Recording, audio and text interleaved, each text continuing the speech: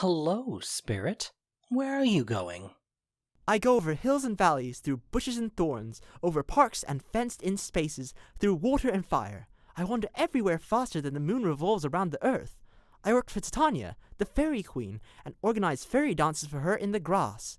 The cowslip flowers are her bodyguards. You'll see that their petals have spots on them. Those are rubies, fairy gifts. Their sweet smells come from those little freckles. Now I have to go find some dewdrops and hang a pearl earring on every cowslip flower. Goodbye, you dumb old spirit. I've got to go.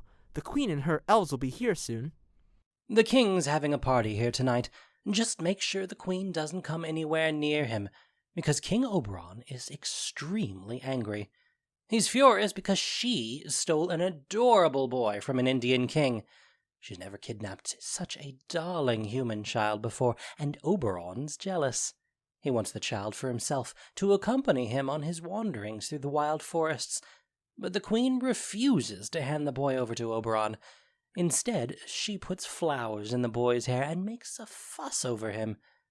And now, Oberon and Titania refuse to speak to each other or meet each other anywhere, neither in the forests nor on the plain, nor by the river nor under the stars. They always argue, and the little fairies get so frightened that they hide in acorn cups and won't come out. Unless I'm mistaken, you're that mischievous and naughty spirit named Robin Goodfellow. Aren't you the one who goes around scaring the maidens in the village, stealing the cream from the top of the milk, screwing up the flour mills, and frustrating housewives by keeping their milk from turning into butter? Aren't you the one who keeps beer from foaming up as it should, and causes people to get lost at night while you laugh at them? Some people call you Hobgoblin and Sweet Puck, and you're nice to them. You do their work for them and give them good luck. That's you, right? Oh, what you say is true. That's me you're talking about, the playful wanderer of the night. I tell jokes to Oberon and make him smile. I'll trick a fat, well-fed horse into thinking that I'm a young female horse. Sometimes I hide at the bottom of an old woman's drink, disguised as an apple. When she takes a sip, I bob up against her lips and make her spill the drink all over her withered old neck. Sometimes a wise old woman with a sad story to tell tries to sit down on me thinking I'm a three-legged stool. But I slip from underneath her and she falls down crying, "Ow, my butt!" and starts coughing, and then everyone laughs and has fun. But step aside, fairy. Here comes Oberon. And here's my mistress, Titania. I wish he'd go away. How not nice to see you, Titania. What, are you jealous, Oberon? Fairies, let's get out of here. I've sworn I'll never sleep with him or talk to him again. Wait a minute, you brazen hussy. Aren't you supposed to obey me, your lord and husband? If you're my lord and husband, I must be your lady and wife, so you're supposed to be faithful to me. But I know for a fact that you snuck away from fairyland disguised as a shepherd and spent all day playing straw pipes and singing love poems to your new girlfriend. The only reason you left India was to come here and see that butch Amazon Hippolyta. She was your boot-wearing mistress and your warrior lover, and now that she's getting married to Theseus, you've come to celebrate their marriage. How can you stand there shamelessly talking about me and Hippolyta when you know that I know about your love for Theseus? Weren't you the one who made him desert Perigona in the middle of the night after he'd raped her? And weren't you the one who made him cheat on all his other girlfriends like Aeglus, Ariadne, and Antiopa? These are nothing but jealous lies.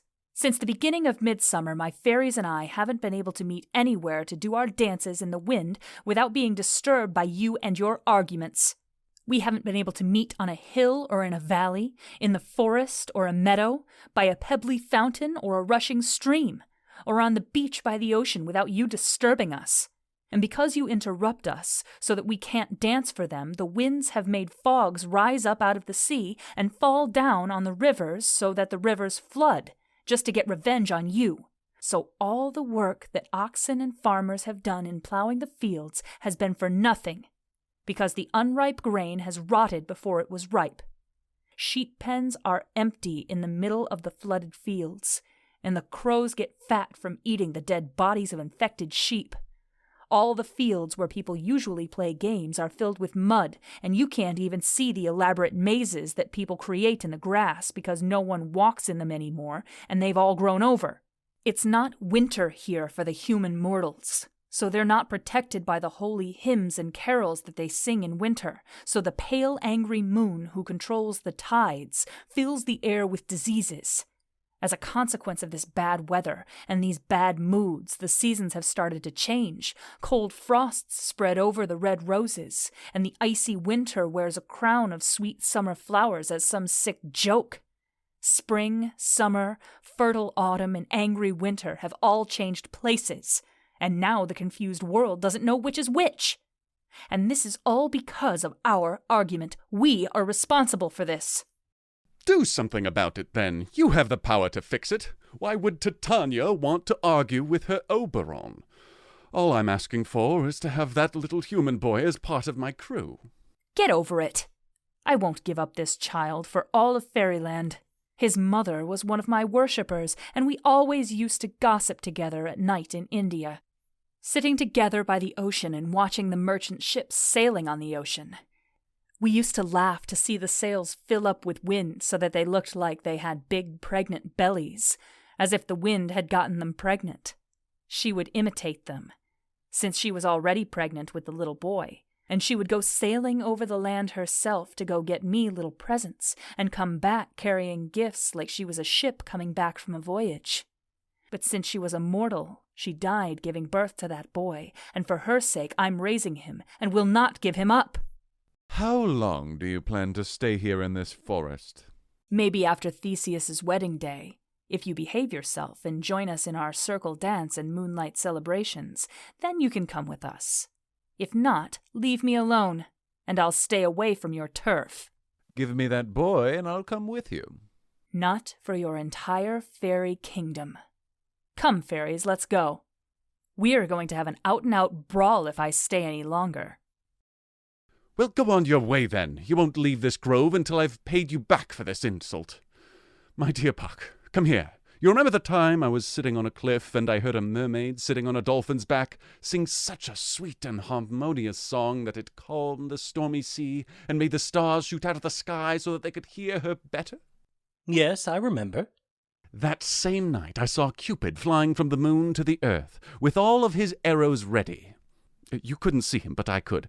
He took aim at a beautiful young virgin who was sitting on a throne in the western part of the world, and he shot his arrow of love well enough to have pierced 100,000 hearts. But I could see that Cupid's fiery arrow was just being put out by watery, virginal moonbeams, so the royal virgin continued her virginal thoughts without being interrupted by thoughts of love. It fell on a little western flower, which used to be as white as milk, but now turned people purple from being wounded by the arrow of love. Young girls call it love in idleness. Bring me that flower. I showed it to you once. If its juice is put on someone's eyelids while they're asleep, that person will fall in love with the next living creature he or she sees. Bring me this plant, and get back here before the sea monster has time to swim 3 miles. I could go around the world in 40 minutes.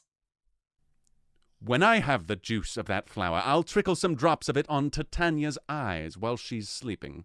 She'll fall madly in love with the first thing she sees when she wakes up, even if it's a lion, a bear, a wolf, a bull, a monkey, or an ape.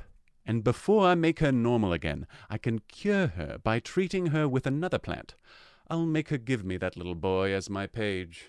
But who's that coming this way? I'll make myself invisible and listen to their conversation. Look, I don't love you, so stop following me around. Where are Lysander and beautiful Hermia? Lysander I want to stop, but Hermia stops my heart from beating. You told me they escaped into this forest, and here I am going crazy in the middle of the woods because I can't find my Hermia. Go away! Get out of here, and stop following me. You attract me to you, you cruel magnet. But you must not attract iron, because my heart is as true as steel. If you let go of your power to attract me, I won't have any power to follow you. Do I ask you to follow me? Do I speak to you kindly? Don't I tell you in the clearest terms that I do not and cannot love you? Yes, but that makes me love you even more. I'm your little dog, Demetrius. The more you beat me, the more I'll love you. Treat me like you would treat a dog. Kick me, hit me, neglect me, try to lose me. Just let me follow behind you, even though I'm not good enough for you. Could I ask for a worse place in your heart than to be treated as you would treat a dog? And yet I would consider it an honor to be your dog. Don't push it. Just looking at you makes me sick. And I get sick when I can't look at you. You're risking your reputation by leaving the city and stalking someone who doesn't love you.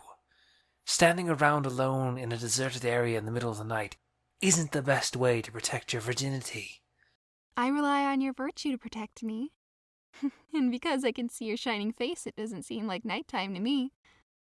This forest doesn't seem deserted when you're here, because you're all the world to me. So how can anyone say I'm alone, when the whole world is here to look at me? I'll run away from you, and hide in the bushes, and leave you to the mercy of wild animals. The wildest animal isn't as cruel as you are. Run wherever you want to. The story of Daphne and Apollo will be changed. The lustful god Apollo runs away from the virginal nymph Daphne who pursues him. The dove chases after the griffin, which is usually its predator, and the gentle deer tries to hunt down the tiger. Speed is useless when the cowardly person chases and the brave person runs away. I'm not sticking around to listen to you any longer. Leave me alone. Or if you follow me, you'd better understand that I'll do something bad to you in that forest. Yes, you already hurt me in the church, in the town, and in the fields. Shame on you, Demetrius. Your behavior is an insult to all women. We cannot fight for love as men can. We should be pursued and courted. We weren't made to do the pursuing. I'll follow you, and turn this hell I'm in into a kind of heaven. Oh, it would be heavenly to be killed by someone I love so much. Goodbye, nymph. Before she leaves this part of the forest, you'll change places. You'll be the one running away, and he'll be in love with you. Do you have the flower? Welcome, traveler. Yes, here it is. Please give it to me. I know a place where wild thyme blooms, and oxlips and violets grow. It's covered over with luscious honeysuckle, sweet musk roses, and sweet briar. Titania sleeps there sometimes at night, lulled to sleep among the flowers by dances and other delights. Snakes shed their skin there, and the shed skin is wide enough to wrap a fairy in. I'll put the juice of this flower on Titania's eyes and fill her with horrible delusions and desires.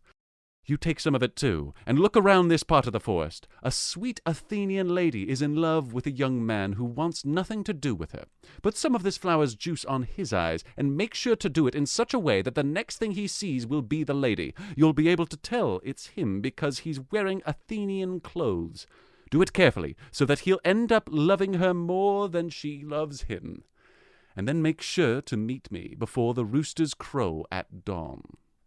Don't worry, sir, I'm at your service.